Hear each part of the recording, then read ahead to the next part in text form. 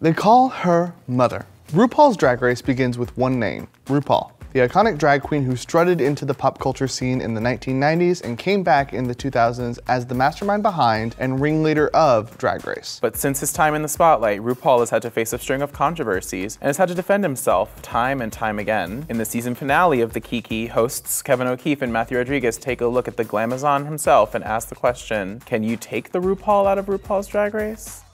Welcome to the Kiki, where today for lunch we're having 2-piece and a biscuit. I'm Kevin O'Keefe. And I'm Mathew Rodriguez, and today we're here to have a very important discussion about a very important topic. The person who puts RuPaul in RuPaul's Drag Race. Michelle Visage.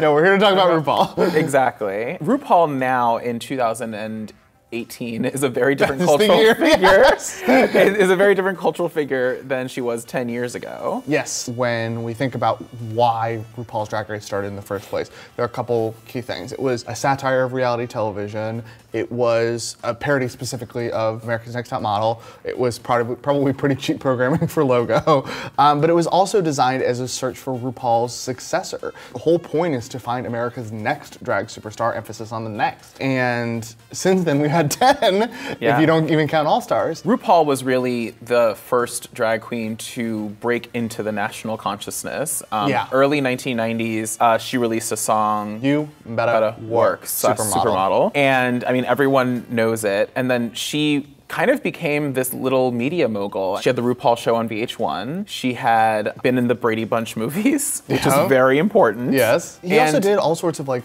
award show appearances. Award shows. I mean, she was on the MTV Video Music Awards with Milton Berle. Yeah. And how important it was in that moment because Milton Berle was kind of disrespecting RuPaul, and he pushed back and was like, he didn't say, I'm not gonna allow you to talk to me like that, but it was definitely a moment where he was like, watch how you're talking to me, watch what you're saying to me. Yep. And in that moment, it was like, RuPaul was standing up for all LGBTQ people, kind of. Like, oh yeah, but there was definitely an understanding of RuPaul at the time as kind of just a man in a dress. Like, yes. I would say the cultural perception of RuPaul at his peak back then was still sort of laced with this like idea of them as a novelty act, whereas now there's a genuine level of respect about his influence and his ability to craft legitimate superstars. And we see him on the Time 100 and stuff like that. Right. Like, there definitely was in this second act a whole different understanding of RuPaul. And along with all that respect, of course, has come a lot of controversies. It was in season 6 when he got into a lot of controversy for using an offensive term toward trans people as the name of a segment on the show. Right. Oh, and he had the mini game. The mini game was in season 6, and that's when the whole reckoning happened. The offensive term for the intro segment had been used for 6 seasons. Trans people had been speaking out about that the whole time, but that also came at a moment where I think Caitlyn Jenner maybe came out the next year. Yes. There was sort of this like year and a half where public idea of transness had a bit of a reckoning, where it wasn't just sort of like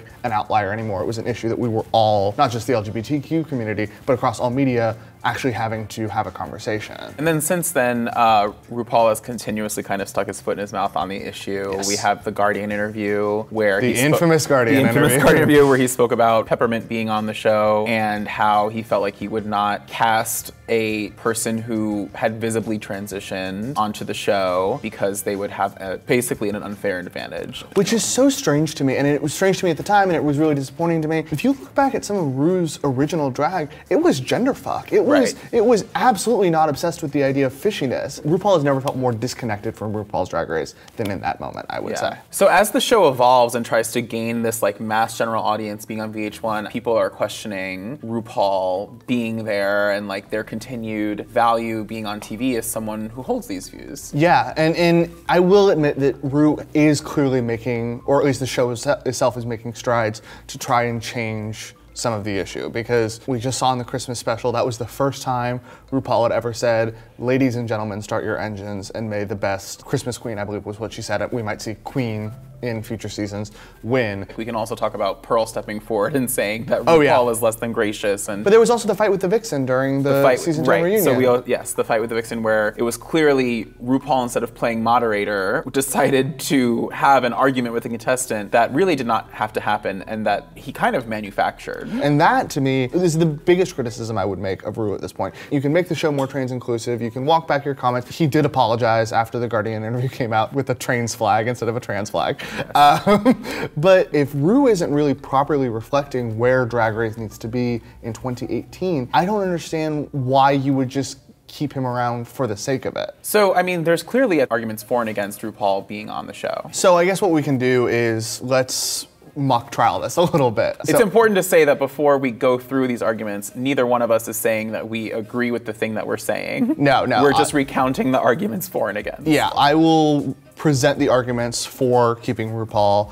Mathew will present the arguments against keeping RuPaul. Our opinions are both somewhere in the middle on this. This is sort of a thought exercise to figure out what we think are the best arguments on each side. I think the biggest argument for is a pretty simple one. It's RuPaul's Drag Race. It's the titular role. His name's in the title. If you were to separate him, rightfully or wrongfully, I think there would be a little bit of clout loss in the process. Right. RuPaul is still on these Time influential lists and all that stuff. Like, he is still a major figure that goes beyond just the queer people who watch the show. I mean, and to add to that, it would be weird to send someone off after they've just won Emmys for doing their hosting gig. 3 in a row. As the executive producer as well, have brought their show to Emmy victories. As much as there is a lot of frustration from, I would say, marginalized people in the LGBTQ community about RuPaul being in the seat of power where he is, he's also getting more general mainstream acclaim than ever before. Well, the opposite argument of that is that if you split the title into RuPaul and Drag Race, it's still a show about drag that most people do not watch because RuPaul is on it. I would never say that I've tuned into an episode of Drag Race wondering what RuPaul's gonna say that day. Right. Like, I watched the drama, I watched the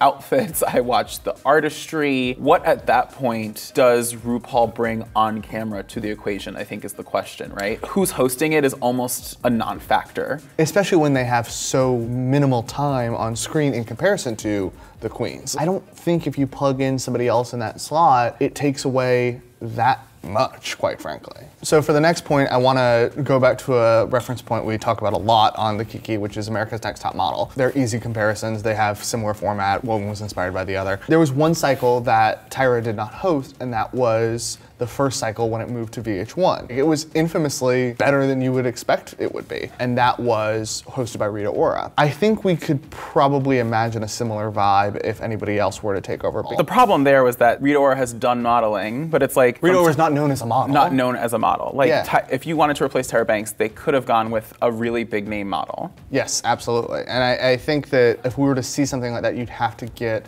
somebody at the same caliber. Right. And I don't necessarily think anybody's a perfect replacement for Ru in that regard, as far as being of the same caliber, being a good host, being Right. all the things they need to be. At the end of the day, if Ru has said some really horrifying things to The Guardian or elsewhere, RuPaul's strength is as that host. Like, they have amazing hosting abilities and stuff like that, and they're really poised and stuff like that. Like, you can't knock his hosting abilities. Yeah, when I went to the season 10 finale, like, not only was Ru doing an amazing job hosting, like on their point, doing everything right, also was keeping the crowd entertained the whole time. And we were there for like 6 hours. Like, it's legitimately impressive to watch Ru work as a host. So on the other side of that, even though you're saying it's not a bar, like, a lot of what drag queens do is hosting. Before RuPaul hosted RuPaul's Drag Race, they did host the RuPaul show. So they did have a lot of on-camera experience. TV hosting experience. So there's not as many queens who have that specific kind of experience that RuPaul does have. There are a couple, though. There are a couple. The way the judges panel works, we just had an episode about the judges panel. If you were to bring a new flavor in, I think it would change the flavor of the show. It would be,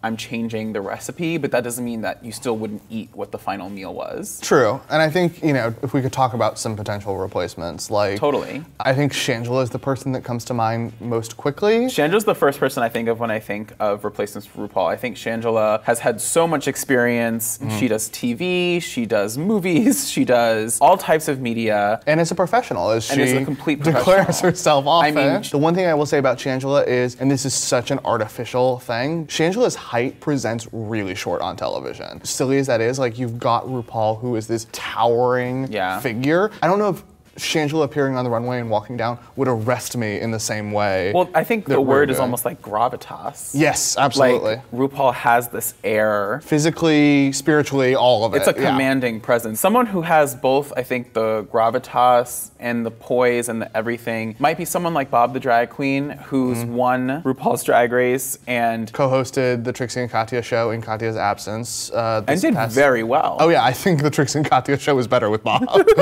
That's another possible option. And then I think based off of one of my favorite internet memes from season 10, I would throw Asia O'Hara in there. Yeah, I'm harsher on this one than most people are. She is different in that she hadn't won, and yes, Shangela's never won, but Shangela's also been on more episodes of RuPaul's Drag Race than many other queens. She hasn't been on the most. Yeah, but close. She's close. The one other name I want to throw out there is Courtney Act, because she is hosting The Bi Life on UK television right now. I think she'd be really good, especially because she's incredibly woke, and I think she would be a nice complement to all of the less woke elements of RuPaul's tenure. I think what we're saying is that unlike the Democrats in 2020, there's a full bench of people. Don't depress me already. I do think there are choices each girl has what the other one lacks to, again, refer back to Tyra. When is she just going to be on the Kiki? Tyra, we want you. We'll promise we'll position you a little bit better so you don't look short between. Wow. She said it. We're suggesting and saying there's an argument for RuPaul to not be hosting Drag Race, but RuPaul is a mogul with an empire. I mean, she's writing books. There's also DragCon, there's merch. He's still executive producer. He has that Netflix series coming out. The Netflix series. I mean, there's so many ways for Ru to make money. If anything, it might be a blessing in disguise. I would love to see RuPaul executive produce other queens' shows. Well, yeah, that's what I was gonna say, is when we're talking about some of these potential other hosts, I think we can also imagine other shows for them. Like, I would love to see Asia host a show that's more focused on family in terms of drag. I would love to see Sasha host a show about nightgowns, because like nightgowns is one of the most successful drag recurring programs across the country, and it's fascinating. I think it'd be amazing to see Shangela host a really competitive version of the show, like a chop. We've talked about like a chop style drag race before. I would love to see Alexis Michelle start an OnlyFans.